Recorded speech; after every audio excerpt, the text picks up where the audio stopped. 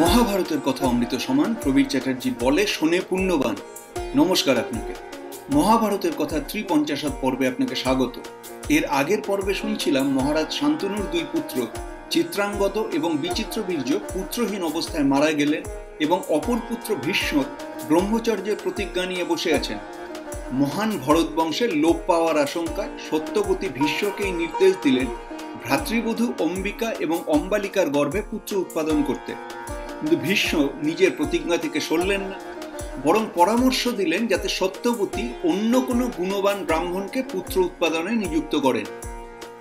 সত্যবতীর মনে পড়ল তাঁর কুমারী বয়সে মহর্ষি পরাশরের সঙ্গে মিলন এবং মহর্ষির আশীর্বাদে জন্মানো পুত্র দৈপায়নের কথা।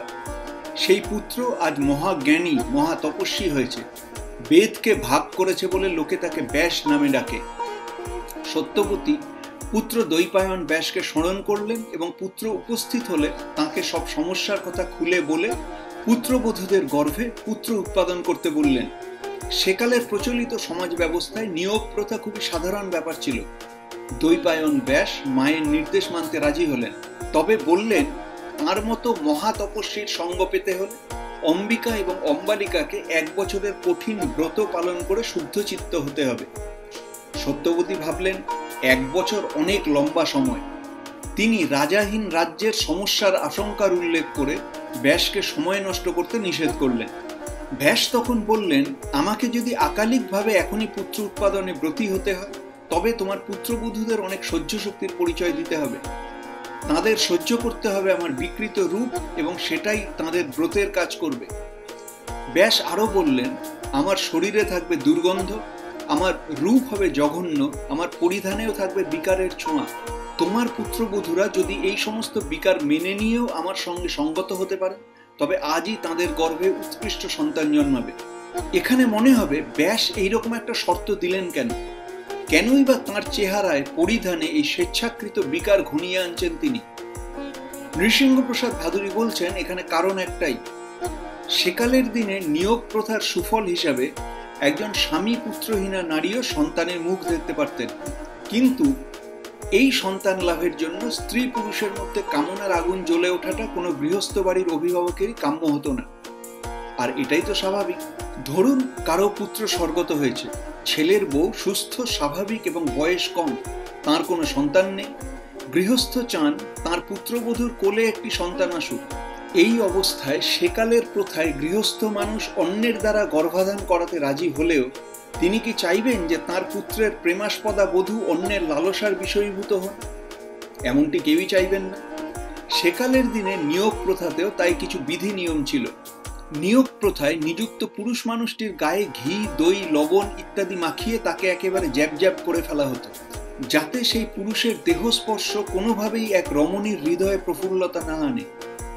গর্ভাধান সম্পন্ন হতো অন্ধকারে, যাতে সেই পুরুষের রূপ রমণীর মনে কোনো সুখচ্ছায়া না ফেলে। পরিষ্কার বোঝা যায় গর্ভাধানের মতো কর্তব্য কর্মটির মধ্যে শুধু কর্তব্য ছাড়া আর কিছুই থাকুক, এটা তখনকার সামাজিকেরা চাইতেন না। আজকের সামাজিক বিচারে প্রথা কতটা নৃশংস, অথবা নিযুক্তা রমণীর মতামতের অপেক্ষা না করে শুধু বৃদ্ধদের অনুমতিতেই প্রথা সম্পন্ন হওয়ার মধ্যে কতটা সুবিচার ছিল, সে কথা আজকের পরিশীলিত সামাজিক মননে বিচার করে কোনো লাভ নেই। কেননা আজকের সামাজিক নীতি নিয়মগুলি হয়তো সেকালের মাপকাঠিতে অতীব নৃশংস। নৃসিংহপ্রসাদ ভাদুরী বলছেন, ব্যাস এই যে বিকৃত রূপ, পরিধানের বিকার তথা নিজ দেহকে দুর্গন্ধময় করে তুলে বিচিত্রবীর্যের বধূদের সামনে এক অসহ্য বিকার প্রকট করে তুলতে চাইলেন, তার পিছনে কারণ একটাই, কোনোভাবেই যেন এখানে কামনার অবকাশ না থাকে, তাকে যেন রানীদের কোনো মতেই ভালো না লাগে। এমনকি নিশীথের অন্ধকারে তিনি আলোর ব্যবস্থা রাখতে বলেছেন। অন্ধকার থাকলে কল্পনায় একজনকে সুপুরুষ ভাবা যেতে পারে। ব্যাস সেটুকু ফাঁকও রাখেননি। ব্যাস যেভাবে রানীদের সামনে আবির্ভূত হবেন তাতে সমস্ত কামনা জ্বলে পুড়ে ছাই হয়ে যাবে, আর সেই ছাই থেকেই জন্মাবে কর্তব্যের অঙ্কুর। দাবাগ্নি দগ্ধ কদলীকাণ্ড থেকেও যেমন অঙ্কুরোৎপত্তি হয়, সেই রকম। মহাভারতের কথা অমৃত সমান প্রবীর চ্যাটার্জি বলে শোনে পুণ্যবান। আপনাকে জানিয়ে রাখি, আমি শুধুই কথক ঠাকুর নই, আমি একজন মিডলাইফ ট্রান্সফরমেশন কোচ। আমার মিশন হলো 1,40,000 পুরুষকে জীবন বদলাতে শেখানো। সেই কাজ সংক্রান্ত আমার অন্য ইউটিউব চ্যানেলের ভিডিও দেখুন, ট্রান্সফর্মিং লাইফ নামের ফেসবুক গ্রুপ জয়েন করুন। মিড লাইফ মানে ক্রাইসিস নয়, মিড লাইফ মানে ট্রান্সফরমেশন। ব্যাসের দিক থেকে গর্ভাধানের সংকেত লাভ করে সত্যবতী বড় রানী অম্বিকার কাছে উপস্থিত হলেন নির্জনে, তাকে মানসিকভাবে প্রস্তুত করার জন্য। হাজার হোক অম্বিকা বিচিত্রবীর্যের স্ত্রী রাজরানী, তাকে হঠাৎ করে গিয়েই তো আর নিয়োগ প্রথার কথা বলা যায় না। তাই সত্যবতী সমাজের কথা, রাজ্যের কথা, দেশের কথা সব তুলে শেষে বললেন, আমারই কপালের দোষ, আমার ভাগ্যদোষেই আমার স্বামীর বংশটাই উচ্ছন্নে যেতে বসেছে। আমি তো বংশলোপের ভয়ে খুবই ভেঙে পড়েছিলাম। শেষে বংশ রক্ষার জন্য মহামতি ভীষ্ম আমাকে একটা উপায় বলেছেন। ভীষ্ম আমাকে একটা উপায় বলেছেন ঠিকই, তবে তার সফলতা নির্ভর করছে পুরোপুরি তোমার উপর। দেবরাজ ইন্দ্রের মতো একটি পুত্র হতে পারে তোমার। তুমি পারো সেই অসামান্য পুত্রের জন্ম দিতে। তোমার সেই গর্ভজাত পুত্র এই বিখ্যাত বংশের ধারা রক্ষা করবে, আর সেই পুত্রই হবে ভবিষ্যতের রাজা। পুত্রহীনা অম্বিকা পুত্রের আশ্বাস পেয়ে যতটা আনন্দ লাভ করলেন, দুঃখ পেলেন ঠিক ততটাই। মহাভারতের কবি এই দুঃখটা বর্ণনা করেছেন এক অদ্ভুতভাবে। তিনি বলছেন, অম্বিকা হলেন ধর্মচারিণী, অর্থাৎ যিনি স্বামীর মৃত্যুর পর থেকেই বৈধব্যের কারণে ইন্দ্রিয় সংযম এবং ব্রত নিয়মের কাঠিন্যে ব্রহ্মচারিণীর মতো জীবনযাপন করছেন। সত্যবতী তাকে বহু কষ্টে সৃষ্টে রাজি করাচ্ছেন। যিনি অন্য পুরুষের স্পর্শ কোনোভাবেই সহ্য করতে পারছেন না, এই রকম অম্বিকাকে কোনো মতে রাজি করালেন সত্যবতী। সত্যবতীর প্রস্তাবে অম্বিকা নিম রাজি হতে রাজবাড়িতে উৎসব লেগে গেল।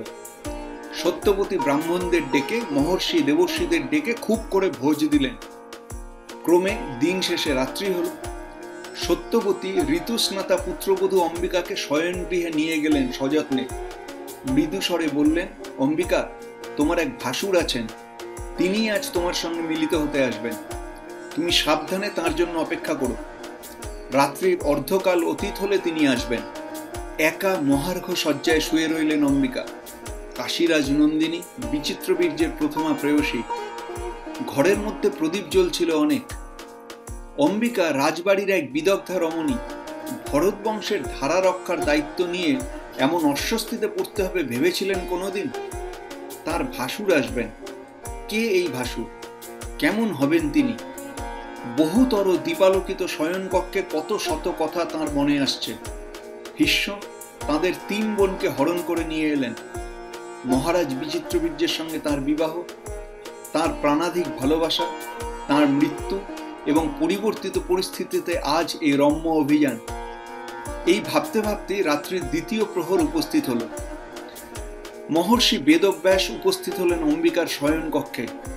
তার মাথায় পিঙ্গল জটাভার, একগাল দাড়ি, পরনে চামড়ার পোশাক, কালো গায়ের রং আর চোখ দুটো ভাঁটার মতো জ্বলছিল। দ্বৈপায়ন তাঁর মাকে বলেছিলেন, আজই যদি তোমার বধূর সঙ্গে আমার মিলন চাও, তবে আমার বিকৃত রূপ, বিকৃত বেশ আর গায়ের দুর্গন্ধ সহ্য করতে হবে তোমার বধূকে।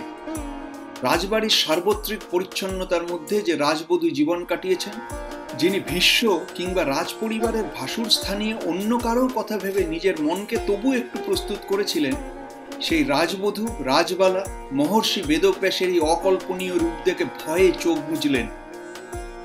তারপর কি হলো সে গল্প শুনুন মহাভারতের কথা ৪৫ পর্বে। মহাভারতের কথা অমৃত সমান, প্রবীর চ্যাটার্জি বলে, শোনে পুণ্যবান।